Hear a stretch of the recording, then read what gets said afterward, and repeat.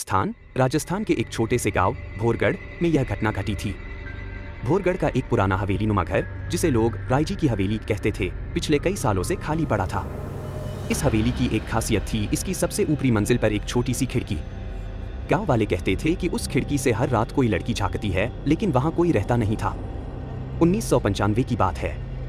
रवि, जो कि शहर से आया एक नया अध्यापक था, गांव में ठहरने के लिए कोई सस्ता ठिकाना ढूंढ रहा था।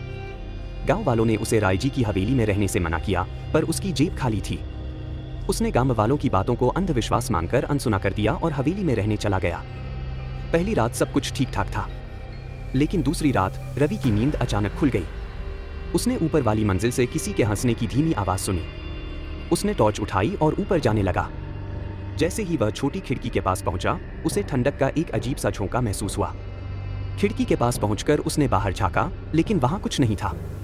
कौन है? उसने जोर से आवाज लगाई, लेकिन जवाब में सिर्फ हवाओं की सिसकियां सुनाई दी। अगले दिन रवि ने गांव वालों से इस बारे में पूछा। गांव के बुजुर्गों ने उसे बताया कि यह खिड़की कभी बंद नहीं होती। इसे बंद करने की कोशिश करने वाले लोगों के साथ अजीब घटनाएं हुई। 50 साल पहले इस हवेली में रायजी का परिवार रहता था। उनकी बेटी चंपा हवेली की सबसे सुंदर और होनहार लड़की थी। लेकिन एक दिन गांव के एक शराबी ने उसका पीछा किया और इसी खिड़की से धक्का देकर उसकी हत्या कर दी। चंपा की आत्मा उस खिड़की से बंध गई। रवि ने इसे एक मनगढ़ंत कहानी समझा, लेकिन उसी रात जब वह पढ़ाई कर रहा था, खिड़की से जोर की दस्तक सुनाई दी। इस बार उसने डर को नजरअंदाज किया और खिड़की को बंद करने की कोशिश की।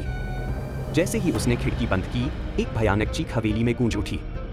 रवि को लगा कि यह उसकी कल्पना है, लेकिन सुबह जब उसने अपना चेहरा आईने में देखा तो उसकी आंखों के नीचे जलने के निशान थे, जैसे किसी ने उसे अपनी उंगलियों से दबोचा हो। रवि ने तीसरी रात गांव के पुजारी को साथ बुलाया। जैसे ही उन्होंने हवेली में पूजा शुरू की, खिड़की अपने आप खुल गई और वहां खड़ी थी एक धुंधली परछाई, सफेद साड़ी में, बिना पैरों के। पुजारी ने मंत्र पढ़ने शुरू किए, लेकिन वह परछाई चिल्लाने लगी, यह मेरा घर है, मेरी खिड़की है, यहां से जाओ। अचानक हवेली की सारी खिड़कियां अपने आप बंद हो गई। रवि ने अपनी जान बचाने के लिए खिड़की से कूदने की कोशिश की, लेकिन नीचे गिरकर उसका पैर टूट गया। पुजारी किसी तरह उसे बाहर ले गए। अगले दिन रवि गांव छोड़कर चला गया। आज भी लोग कहते हैं कि रायजी की हवेली की वह खिड़की कभी बंद मत करना। रात के समय वहां से कोई न कोई गाना, रोना या हंसने की आवाज जरूर आती है। हवेली अब भी वीरान खड़ी है, लेकिन खिड़की हमेशा खुली रहती है। अगर कोई उसे बंद करने की कोशिश करे तो उसे चंपा की सजा झेलनी पड़ती है। यह कहानी भले ही लोक कथा जैसी लगे, लेकिन भोरगढ़ के लोग इसे सच्ची घटना मानते हैं। अब आप तय करें, इसे अंधविश्वास माने या चंपा की आत्मा का सच।